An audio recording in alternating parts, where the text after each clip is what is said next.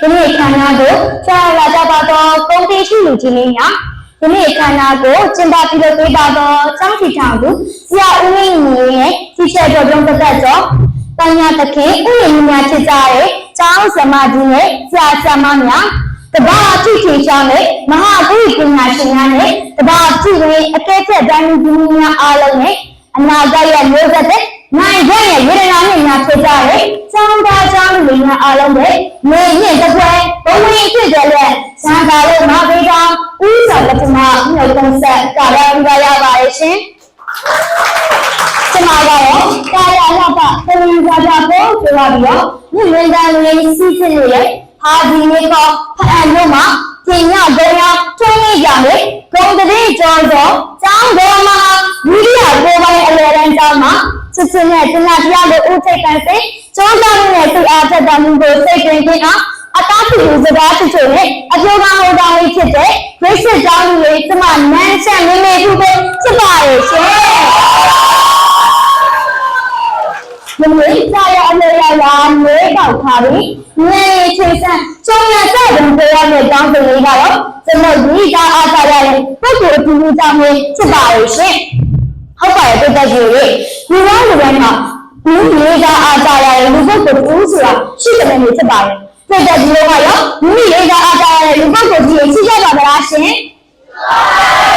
ရှိကြတယ်လို့ကျွန်မယုံကြည်ပါတယ်ဒီစကားကမိလေးကအားထားရတဲ့လူပုဂ္ဂိုလ်ရဲ့စိတ်ဓာတ်တွေအဖြစ်လူတွေရဲ့ကိုယ်စိတ်ဓာတ်တွေကိုအဖြစ်မှတ်သားထားတတ်ကြပါတယ်အဲ့လိုအဖြစ်မှတ်သားထားပြီးတော့ဝမ်းလာရနိုင်တယ်လို့ဝမ်းမာလည်းရနိုင်ပါရဲ့ရှင်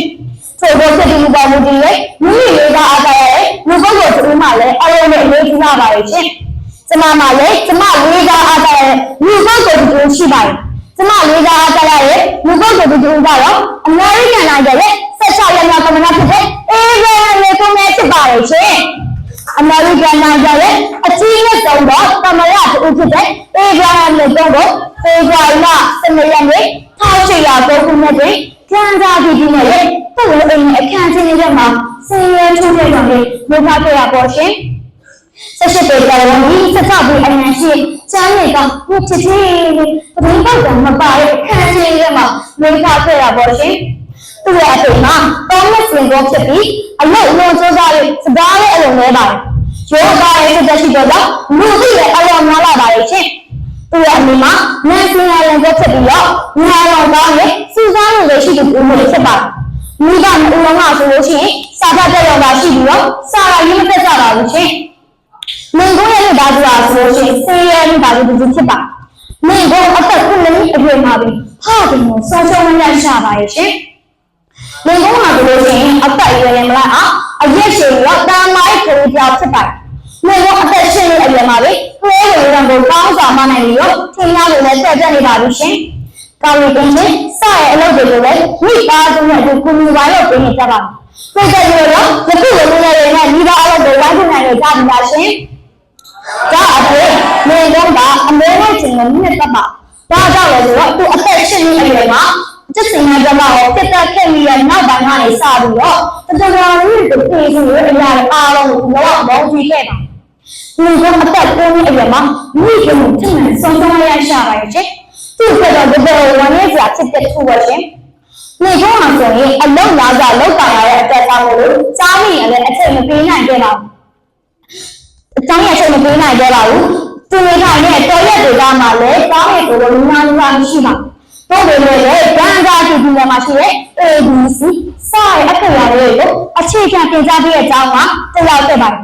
။ဒါအပြင်အင်ဒီယာနာပြည်နယ်မှာရှိတဲ့ Red School ခေါ်တဲ့အကြောင်းကိုလည်းတစ်ခါတရံမှာတက်ရောက်ခဲ့ပါလို့ရှင်။ Red School ဆိုတာကပြည်နယ်တွေကျောင်းသားကျောင်းသူတွေကိုတာညာရွတ်ဆိုတဲ့နေရာထုတ်ဖြစ်ပါတယ်။ကျောင်းအုပ်တွေကနေပြီးတော့ကျောင်းသားကျောင်းသူတွေရဲ့တာညာရွတ်ဆိုတဲ့အကြောင်းကိုနားထောင်ပြီးတော့ဒေညာမမားတွေလည်းဒေညာမမတ်တွေလည်းဆိုတာကိုထောက်ပြတင်ကြားပေးတဲ့ကျောင်းတစ်ကျောင်းတွေဖြစ်ပါလို့ရှင်။မိတို့အသက်15နှစ်အရွယ်မှာကျောင်းတက်ချင်ပြီးဆုံးခဲ့တယ်။ကျောင်းကိုတစ်နှစ်သာတက်ရောက်ခဲ့ရပါတယ်။တို့တော့လည်းစာလို့ဘယ်လိုဖတ်ရလဲဘယ်လိုရေးရလဲဆိုတာကိုသူကောင်းကောင်းနားလည်ခဲ့ပါပြီ။ဒီတော့သူသိချင်တဲ့အရာတွေတက်ချင်တဲ့စာအုပ်တွေကိုကိုယ်တိုင်လေ့လာစီးပူးခဲ့ပါ။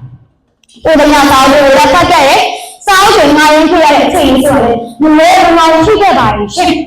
စားအုပ်တအုပ်ကိုပတ်ဖို့ဆိုလေသူ့မှာအချိန်အကျော်ကြတယ်လို့ပြောရတယ်သူတော်မနာတာသူ့ကိုနေကိုရဲ့မတော်တဲ့လူတွေရောလို့ထင်နေကြတယ်တော့တော့လေလေကုန်းအောင်လို့ရှင်ခုဖြစ်နေတဲ့အရာသူ့မဲ့အရာတစ်ခုဆိုရင်သိချာချာစိတ်နဲ့သူတို့တဲ့သူဖြစ်ပါလေကုန်းအောင်လို့ရှိရဲ့စားတွေကိုဈေးကြီးကြီးမဝယ်ဘူးမရရှိနိုင်တဲ့အတွက်ကြောင့်မို့လို့သူလေလာမှတ်သားလို့လေဒီလိုမျိုးကိုသူ့သားပြပေါ်မှာထေချွမှတ်သားခဲ့ရှိပါနေကုန်းအောင်လို့ရှိရဲ့သူ့ခေအလေးသူ့ခေကဘဝလေဓမ္မပြဖြစ်ခဲ့ပေါ့နော်သူ့ခေရဲ့လေဓမ္မဘဝပြအနေနဲ့သူအစုံသက်ရှိခဲ့ပါအဲ့ဒါနဲ့လည်းသူအသက်20နှစ်အရွယ်မှာစလုံးရှာရတဲ့ထွက်အိမ်မထွက်ပါခဲ့ပါရဲ့ထို့နောက်ဒီမှာတစ်စင်းမှာကိုဗစ်အတင်အကျပြီးလို့ရတယ်လေကိုငှားရမ်းခဲ့ပါလေကိုရဲ့လုံးဝတာရေကိုကိုမောပိုက်ချင်ကသဘောကျရဲ့အတွက်ကိုစီးပွားရေးမှာကိုယ်ပိုင်စီးပွားရေးလုပ်ငန်းတစ်ခုကိုပြေးလောက်ခဲ့ပါရဲ့အဲ့ဒီအလုံးမှာမန်နေဂျာဖြစ်စီမံလုပ်ဆောင်ရန်ကြောင်းလမ်းခဲ့ပါလေကိုပေါ်မှာလူတော်များများကလေလေးစားအားကြကြရေကိုစီကြရေဒီကုန်းကလည်းဒီခုပေါ်မှာကောင်းဖို့အနာတော့လေဒီမှာရှိပါအဲ့လိုလုပ်မှုတူလည်းမဟုတ်ပါစစ်သားစုတက်ပြီးတော့ဒီအပေါ်ကောင်းတဲ့လေတော့ပြီးပြီးသားရတာနှစ်သက်သဘောသားရဲ့အတွက်ဥပဒေစာပြင်းနေဖြစ်တာလည်းပေးလာကြတယ်ချို့အချိန်နဲ့လေကုန်းကသူ့ရဲ့ဥပဒေမှာအနာရရှိခဲ့ပါသူကဥပဒေအကြောင်းကောင်းကောင်းနားလေပါကကားလို့လည်းဒီစုစုလည်းဖြစ်ရက်ပြင်းလာရင်ကိုစစ်သားနေပါသေးရဲ့ဒါကဥပဒေပညာဆိုင်ရာတွေကိုလည်းသူလေ့လာစီဖို့ခဲ့ပါသေးတယ်။နေကုန်းမှာဆိုလို့ရှိရင်ခက်တယ်ဗျာအရသာမရှိအစားဆိုင်ပဲမျိုးတွေပဲပါ။သူကလူအများနဲ့ပြောဆိုဆက်ဆံရတဲ့ကိုစိုက်နေတဲ့လူမျိုးဖြစ်ပါ။အဲ့လိုသူလူများနဲ့ပြောဆိုဆက်ဆံရမှာဆိုလို့ရှိရင်လည်းဒီကဘာပြက်လုံးတွေနဲ့ရင်းပေါ်ရင်းမှုတွေကျွမ်းကျင်လိမ္မာမှုတွေကိုငါ့ကိုစရအရာတွေနဲ့ပြောဆိုတတ်ပါ။တစ်ခါပါလာသူ့ကိုလေးစားအားတက်လာအောင်လည်းအမြဲပြောဆိုတတ်ပါတယ်။ဒီကိုပြောတဲ့စကားရမှာကျမအကြိုက်ဆုံးစကားခုံးရှိပါအဲ့ဒါကတော့အကြိုက်အိမ်ကယောဂရဲ့ရှေ့ကြောင်ဖြစ်နိုင်ဘူးဆိုရင်ရှင်းရောက်ဖြစ်မဟုတ်တဲ့ယောဂအောင်ချက်ချလောက်ဆောင်ပါပြောခဲ့စကားလေးတွေဖြစ်ပါနေကုန်းကလူလေးများလို့ကြော်ဖြစ်မရှိသေးဘူးထင်တော့လေလူလေးတွေလုံးလုံးရဖြစ်ပြီးတော့ဗန်းတူများမရှိရနေလို့လည်းမထောက်ကြပါသူကအဖြစ်နဲ့အမဲဒီအချင်းချင်းတိတိကျကျဘယ်ဝင်နေနိုင်လို့လည်းမချိန်ပါသူကကျုံများကိုလက်သိပြီးတော့လူရင်းတဲ့နေရာမှာမိချလောက်ကစာသားဆိုင်ရာတက်ပြီးဖြစ်ပါဒီမှာကြလာလို့လည်းနော်လူလေးကဒီနိုင်ကတော့မဆုတ်ပါဘူးနဲ့နိုင်တဲ့တက်တော့လုံလာတော့နေကုန်းကပြရှိလာရတာရောရှင်နေကုန်းမှာဆိုလို့ချင်းလူလေးကနေရင်းရှင်းတဲ့သူကလည်းမဟုတ်ပါနောက်ပိုင်းမှာတားရည်ကလေးစစ်ဖြစ်သွားရမှာဆိုလို့ချင်းလူလေးကနေပြောလို့ဆက်ဆက်ရတာရောရှင်ဒီကအမြဲတလာပြီးတော့ပြတ်တဲ့ပါတီတွေကိုထောက်ချရစစ်စစ်လေးပုံမှာလူလေးတဲ့ဒါကိုအိတ်ပြီးတော့ဒီလိုအထမဆုံးချင်းအဲ့တိုင်ခဲ့ပါသူကရှရှားတော့တမန်တူဖြစ်ပါကျောင်းကိုလည်းတစ်နှစ်သာတက်ခဲ့တယ်သူဖြစ်ပါနိုင်ကြတော့အစိုးရအစစ်အပြည့်တော့လည်းမရှိတော့ဘူးအလုံးဝဲပါလာတာသူရဲ့ဘဝတစ်ခုလုံးကိုညညာရကအကျင့်ပေါင်းသုံးခဲ့ရတာစစ်ပွဲမှာဆိုလို့ရှိရင်လည်းဒီကဘာမဟုတ်ခဲ့ပါနိုင်ကြတော့တမန်တရားဆိုရင်ကဘာလို့လုံးဆောင်ရနေလို့လဲသူမသိတာအခုတော့ရုပ်ကြည့်တဲ့ဆိုကြလို့အမေရိကန်ရဲ့ဆက်ချလက်လက်တမန်တရားဖြစ်လာပါတော့ရဲ့ရှင်အထောက်အကူဆိုရမယ်ဆိုရင်ကျမအေးကြတယ်လို့ပြောတယ်ဘာကြောင့်ရေးသားအားသားတယ်လဲငါဘာလို့တစ်ချက်သူကမျိုးစုတဲ့ကရောသားကျုံးစားကြောက်မကျနှံ့တယ်သူကပေါ်မှာကောင်းဖို့အများကြီးလို့ဆိုသူကလောဝရှိပါလက်တယ်လို့ချက်တော့သူကပင်ရကိုရရနေတာကအဲလိုကျုံးစားရမယ်ဆိုသူအမြဲစေးစားပါကျင်လာလို့အပတ်တော်ကျိုးကြရဲ့တိချက်ချလေးလာနည်းနည်းနဲ့ထားပြီးတော့ဝိလာစီဖို့ပါနောက်တစ်ချက်ကတော့သူကလူသားချင်းစာနာထောက်ကြတဲ့စိတ်သူ့မှာရှိပါအဲ့ဒါကျမဘယ်လိုသိရလဲဆိုသူနဲ့ပတ်သက်တဲ့စာအုပ်ကိုကျမပတ်ပြီးသွားတဲ့အခါမှာကျမဝီစာအားထားတဲ့အချက်တွေကကျမရှိပါလားဆိုပြီးကျမသိခဲ့ရပါတယ်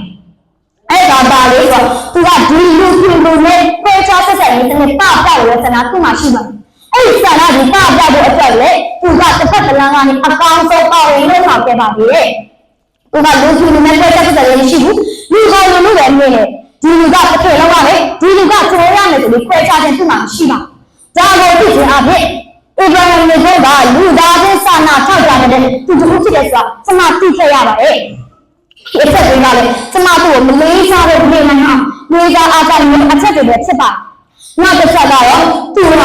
ည်းရမယ်ဘယ်အလုပ်ပဲဖြစ်အဲ့ဒီအလုပ်ကိုသူလည်းရမယ်လို့တောင်းပန်ပေးလိုက်ပြီးဆိုရတယ်အဲ့ဒီအလုပ်ကိုတာဝန်ကြီးချင်းတာဝန်ပြီးအဖြစ်အဝါနဲ့လောက်ဆောင်ပေးတဲ့လူတစ်ခုဖြစ်ပါတယ်အဲ့ဒါပါလေဆိုသူလည်းရမယ်ဘယ်အလုပ်ပဲဖြစ်တာဝန်ကြီးချင်းအကောင်းဆုံးဖြစ်အောင်လောက်ဆောင်တဲ့အတက်ကြောင့်မလို့ဒီဒီသားရလည်းသူ့ကိုသဘောကျကြတယ်အလုပ်ရှင်အားလုံးကလည်းသူ့ကိုယုံကြည်အားကိုးကြတယ်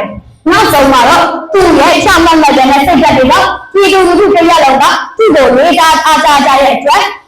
ရေတော့ကမှပြန်ခံရပြီးတော့